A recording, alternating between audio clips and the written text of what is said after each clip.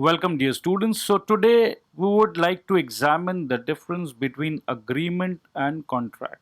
I'm pretty sure you all have understood that promises and every set of promises forming the consideration for each other.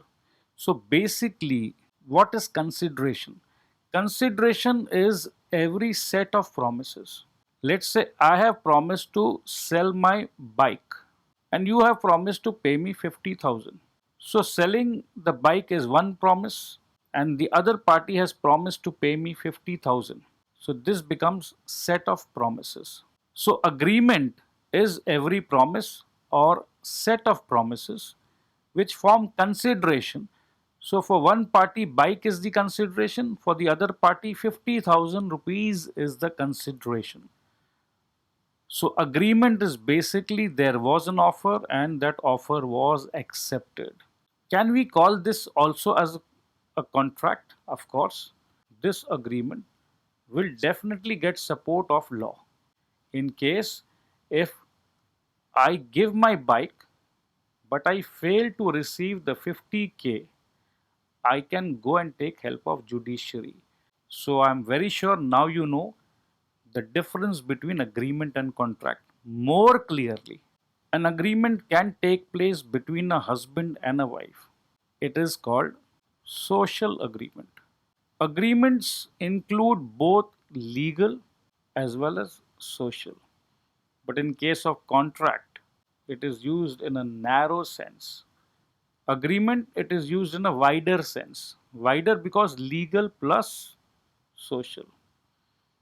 In contract, only and only legally enforceable agreements.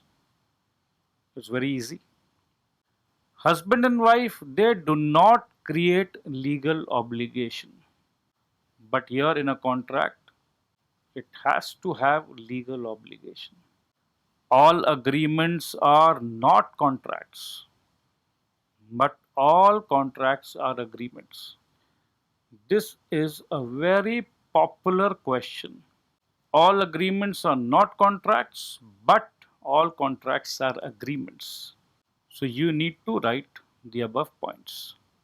Let's discuss valid contract. So what are the essentials? When we say essentials, all these should be there. If any of the point is found missing, then it cannot be called a valid contract. Anyone. Let's examine. Free consent. Let's say party B has given consent under coercion. There was a gun which was pointed at B, so B said yes. So, do you think this will be a valid contract? No. Competency. A minor said yes. But do you think a minor is competent? No. Consideration. Okay, I'll give you cocaine. Cocaine is banned items, drugs. So, no. What is the object of the contract? To murder someone. So, will this contract be a valid contract? No. And there are certain provisions which are expressly declared to be void. Like if you make any agreement in restraint of trade, restraint of marriage, we will discuss little later. Two parties are, of course, essential to make a contract. Can I make a contract with myself? No. Intention to create legal relationship? Yes, it is important.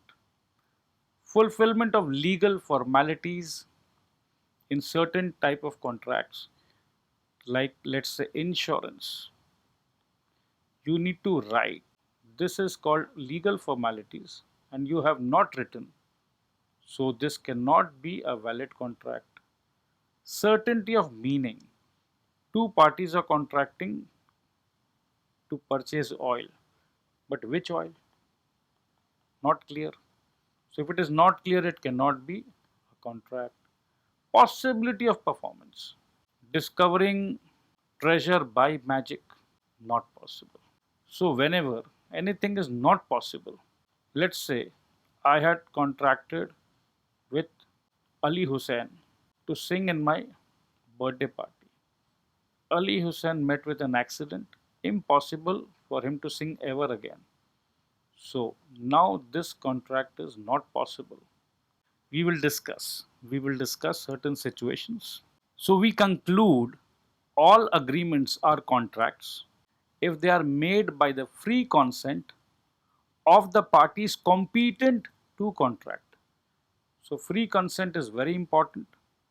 Parties competent to contract. So we know minor is not competent. A convict is not competent. Foreign sovereigns are not competent. So we will examine in greater depth. For a lawful consideration with a lawful object and not expressly declared to be void. So agreements are contracts if they are made of free consent by the parties competent to contract for a lawful consideration, lawful object, and not expressly declared to be void. Let's examine in greater details. Two parties. As we said, one cannot contract for oneself. One party making the offer and the other party accepting it. And who are these parties? Generally natural persons, but legal persons are also allowed. Legal persons like companies, universities. Now, this is a very interesting case in the state of Gujarat versus Ramlal S and Company. Here, there was a dissolution of partnership. When we constitute a partnership, let's say A, B, C are three partners, and their partnership is getting dissolved, and they decided to distribute the assets. So basically, they were joint owners and they got the assets distributed. So do you think this is a sale where it is a transaction between a buyer and seller? Of course, no. So sales tax officer wanted to tax this transaction. Will the sales tax officer succeed? Answer is no, not at all. Why will he not succeed? Because you cannot make a contract with yourself.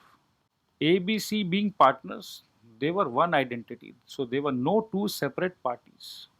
Second important point is parties must intend to create legal obligation. Must intend. So social or domestic type of agreements are not enforceable. Why? Because the intention of the parties are not to create legal relationships. This is a very important case, Balfour versus Balfour. You guys are supposed to self read this. Here it was about maintenance. Husband had gone abroad.